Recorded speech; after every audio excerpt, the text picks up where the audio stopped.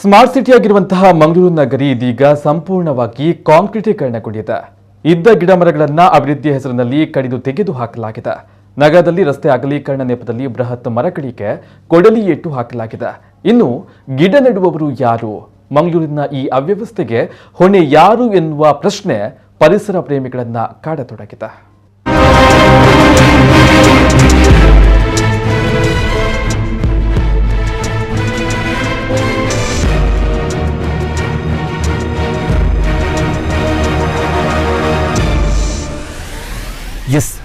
ಇದೀಗ ಎಲ್ಲಿ ನೋಡಿದ್ರೂ ಅಭಿವೃದ್ಧಿ, ಶರವೇಗದಲ್ಲಿ ನಡೀತಾ ಇದೆ ಡೆವಲಪ್ಮೆಂಟ್. ಆದರೆ ಅಭಿವೃದ್ಧಿಯ ಹೆಸರಿನಲ್ಲಿ ಬೃಹತ್ ಮರಗಳಿಗೆ ಕೊಡಲಿ ಇಟ್ಟು ಹಾಕಲಾಗಿದೆ. ಪರಿಸರ ಪ್ರೇಮಿಗಳು ಪ್ರತಿ ಬಾರಿ ವಿರೋಧ ವ್ಯಕ್ತಪಡಿಸ್ತಾ ಇದ್ರೂ ಮರಗಳಿಗೆ ಕೊಡಲಿ ಇಟ್ಟು ಹಾಕುತ್ತಲೇ ಬರಲಾಗಿದೆ. ಮಂಗಳೂರು ನಗರದಲ್ಲಿ ಸ್ಮಾರ್ಟ್ ಸಿಟಿ ಹೆಸರಿನಲ್ಲಿ ಈಗಾಗಲೇ ಹಲವು ಮರಗಳಿಗೆ ಕೊಡಲಿ ಇಟ್ಟು ಬಿದ್ದಿದೆ. ನಗರದ ಬನ್ಸ್ ಹಾಸ್ಟೆಲ್ನಿಂದ ಜ್ಯೋತಿಗೆ ಬರುವ ಬಸ್ ನಿಲ್ದಾಣದವರೆಗೆ ಅಗಲೀಕರಣ ಕಾಮಗಾರಿ ನಡೀತಾ ಇದ್ದು, ಇಲ್ಲಿರುವ ಮರವೊಂದಕ್ಕೆ ಕೊಡಲಿ ಇಟ್ಟು ಹಾಕಲು ಮುಂದಾಗಿದ್ದಾರೆ ಅಧಿಕಾರಿಗಳು. ಆದರೆ ಪರಿಸರ ಪ್ರೇಮಿಗಳ ವಿರೋಧದಿಂದಾಗಿ ಅದು ಬಾಕಿ ಉಳಿದಿದೆ. ಇಲ್ಲಿನ ಹಲವು ಮರಗಳಿಗೆ ಈ ಮರವನ್ನ ಕಡಿಯಬೇಡಿ, ಹಾನಿ ಮಾಡಬೇಡಿ ಎಂದು ಬೋರ್ಡನ್ನ ನೇತಾಡಿಸಲಾಗಿದೆ. ಇದಕ್ಕೆ ಹಾನಿ ಮಾಡಿದವರಿಗೆ ಕದ್ರಿ ದೈವದ ಶಾಪ ತಟ್ಟಲಿದೆ ಎಂದು ಬರೆಯಲಾಗಿದೆ. ಇನ್ನು ಕೆಪಿಟಿಯಿಂದ ನಂತೂರುವರೆಗೆ ರಾಷ್ಟ್ರೀಯ ಹೆದ್ದಾರಿ ಅಗಲೀಕರಣಕ್ಕಾಗಿ ಅಲ್ಲಿರುವ ಮರಗಳಿಗೆ ಕೊಡಲಿಯನ್ನ ಹಾಕಲಾಗ್ತಾ ಇದೆ. ಇಲ್ಲಿ ಅತಿವೃಷ್ಟಿ ಅನಾವೃಷ್ಟಿ ಆಗುವ ಅಪಾಯವಿದೆ. ಸ್ಮಾರ್ಟ್ ಸಿಟಿ ಹೆಸರಿನಲ್ಲಿ ಮರಗಳನ್ನ ಕಡಿದಿದ್ದಾರೆ. ಇದ್ದ ಹಸಿರು ಹೊದಿಕೆ ರಕ್ಷಣೆ ಮಾಡಲಿ, ಅಭಿವೃದ್ಧಿಯ ನೆಪದಲ್ಲಿ ಮರಗಳನ್ನ ಕಡಿದು ಪ್ರಾಕೃತಿಕ ವಿಕೋಪ ಉಂಟಾದ್ರೆ ಅದಕ್ಕೆ ಜಿಲ್ಲಾಡಳಿತವೇ ಕಾರಣವಾಗುತ್ತದೆ ಎನ್ನುತ್ತಾರೆ ಹೋರಾಟಗಾರರು.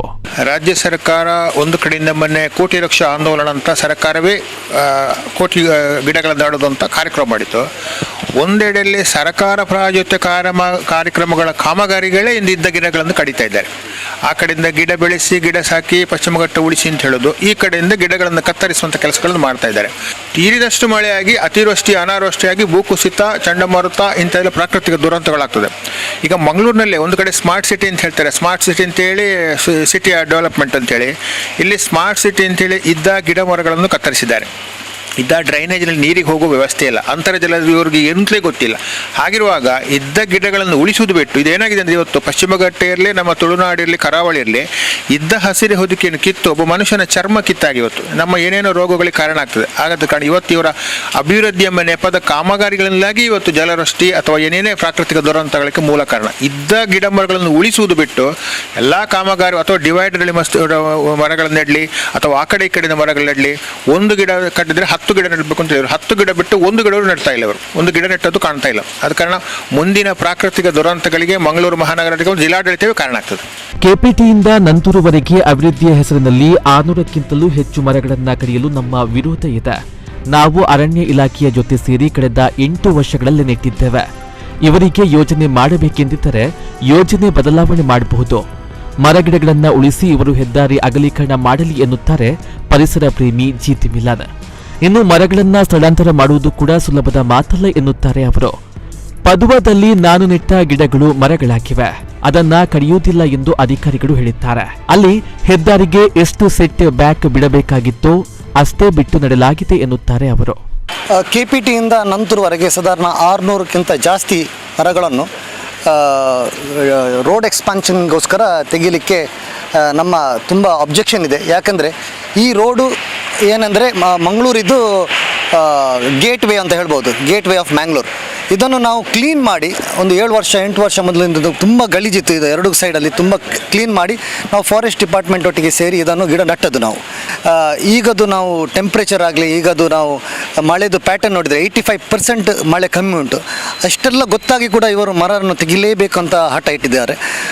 ಇವರು ಇದು ಪ್ಲ್ಯಾನನ್ನು ಚೇಂಜ್ ಮಾಡ್ಬೋದು. ಹೇಗೆಂದರೆ ಇವರು ತುಂಬ ಕಡೆ ಬಿಲ್ಡಿಂಗನ್ನು ಉಳಿಸ್ಲಿಕ್ಕೋಸ್ಕರ ಪಿಲ್ಲರ್ ಹಾಕಿ ಮೇಲುಗಡೆಯಿಂದ ಹೈವೇ ಮಾಡಿದ್ದಾರೆ.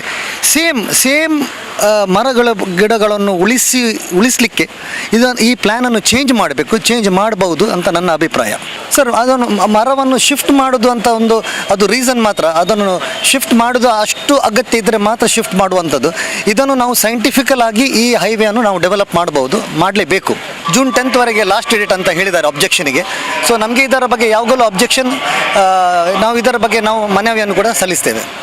ಕ್ಲೈಮೇಟ್ ಚೇಂಜ್ ಬಗ್ಗೆ ಇಷ್ಟೆಲ್ಲ ಮಾತಾಡ್ತಾ ಇದ್ದೇವೆ. ನಮ್ಮ ಫಾರೆಸ್ಟ್ ಮಿನಿಸ್ಟರ್ ಕೂಡ ಹೇಳ್ತಾ ಇದ್ದಾರೆ, ನಾವು ಈ ಸತಿ 33% ನಾವು ಫಾರೆಸ್ಟ್ 33%ಗೆ ಇನ್ಕ್ರೀಸ್ ಮಾಡ್ತೇವಂತ. ಇದು ಈಗೆಲ್ಲ ಮಾಡಿದರೆ ಈ 33% ಅನ್ನು ಇನ್ಕ್ರೀಸ್ ಮಾಡಲಿಕ್ಕೆ ತುಂಬ ಕಷ್ಟ ಅಂತ ಕಾಣ್ತದೆ. ಯಾಕಂದರೆ ಇಂಥದ್ದು ಡೆವಲಪ್ಮೆಂಟ್ ಎಲ್ಲ ಕಡೆ ಆಗ್ತಾ ಉಂಟು.